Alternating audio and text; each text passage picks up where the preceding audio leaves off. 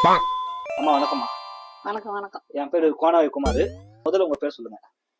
என் பேர் snake mummy. Snake மம்மியா? அது என்ன? Snake mummy. Snake mummy. Snake மம்மினா எனக்கு புரியலம்மா. உங்க பேரே வந்து பொண்ணுல ஸ்னேக் மம்மி தானே? ஆமா, என் பேர் சினேக் மம்மி தான். என் பேரு வந்து நாகம்மா. நாகம்மா என்ன வரும்? ஓ, ஸ்னேக் மம்மி. ஸ்னேக்னா பாம்பு, ஸ்னேக்கு மம்மி அம்மா, நாகம் அம்மா அப்படி. சரி சரி, நல்லா இருக்குமா. நல்ல புதுமையான பேருமா. உலகத்துல இப்படி ஒரு பேர் எங்கேயும் வச்சது இல்லம்மா. நல்ல புதுமையான பேரு. பிடிக்காதீங்க, உங்களதான் சொல்றேன், பிடிக்காதீங்க சரிங்களா? சரி, நல்ல பேரு.